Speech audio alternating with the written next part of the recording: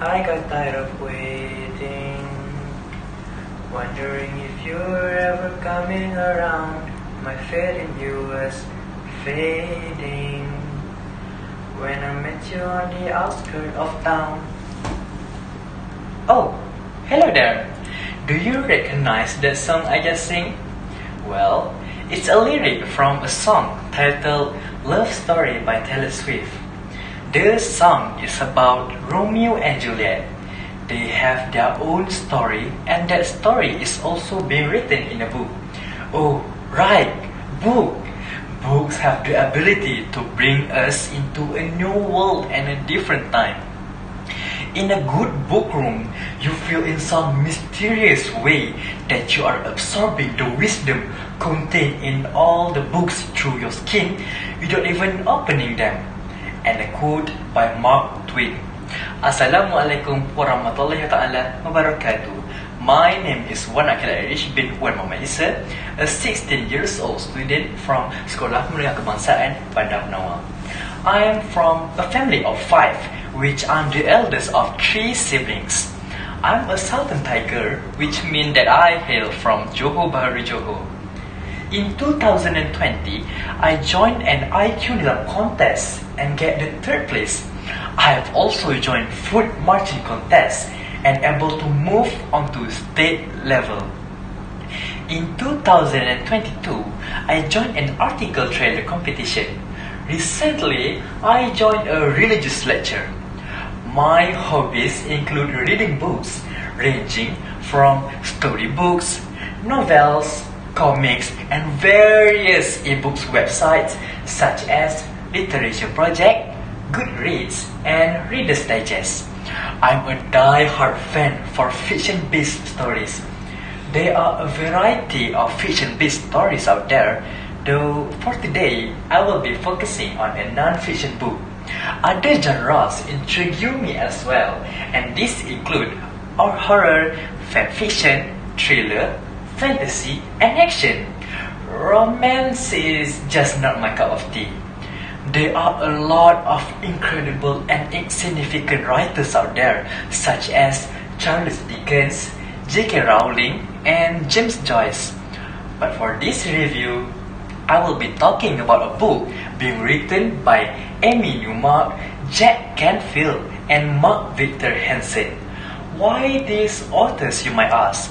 Amy Newmark is a writer, a speaker, a financial analyst, and a business executive in the worlds of finance and telecommunications.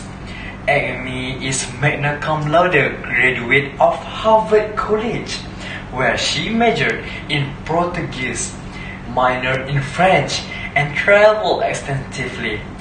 Jack Canfield is an award-winning speaker and an internationally recognized leader in personal development and peak performance strategies. He has taught millions of individuals his modernized formula for success and now certifies trainers to teach his content and methodology all over the world. Mark Victor Hansen was inducted into the Sales and Marketing Executive International's Hall of Fame. Receiving the Ambassador of Free Enterprise Award, he is also the recipient of the 2004 Visionary Philanthropist for Youth Award by Covenant Course of CA.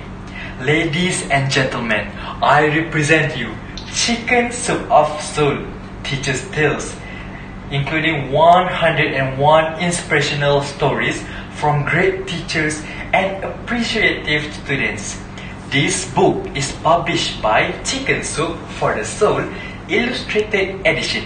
In February 2010, Tony Mullen, a National Teacher of the Year, said that this book is about the heart and soul of teaching and why they have committed their life to help children. It is filled with wonderful stories about teachers and children.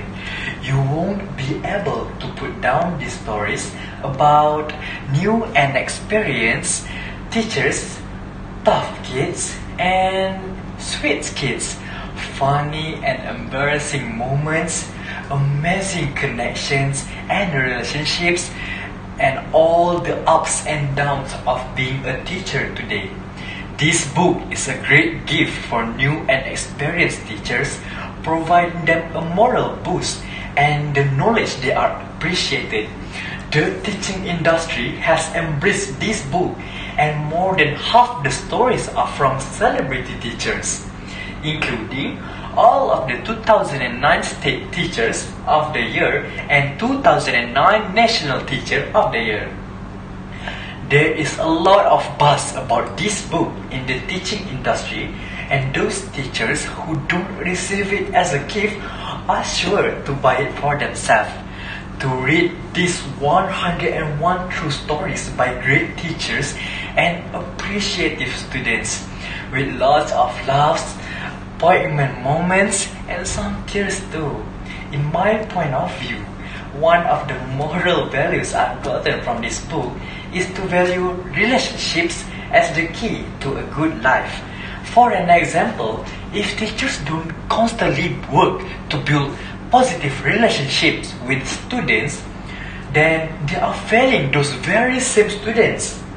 Furthermore, this book teaches me to appreciate every single effort that someone did for us, for they also want the best of us. Last but not least, this book reminds me to be more considerate with my choices of words and actions, for words can be hurtful and actions can cause a humiliation. Moving on to the questionnaire for this video, I have chosen question 1, which is to explain by giving appropriate or suitable examples for the lack of virtuous attitudes and responsibilities amongst humans towards the preservation and conservation of nature is one of the main reasons that contributes to the deterioration of the quality of the environment. In my opinion, the relationship between modern human society and nature is so out of balance that a new set of attitudes, a fresh approach to virtue must be proposed. In fact, much of the environmental literature of the past few decades is based on virtue. Some examples include cultivating a new attitude towards the environment, living within ecological limits, or developing an authentic respect for nature. Environmental virtue ethics focus on deeper or broader kinds of ideas like justice and how this might relate to environmental issues. Now, how we can live our best life as it relates to our nature world? From this perspective, we need to move beyond things like I should recycle my soda can instead of throwing away because that's bad.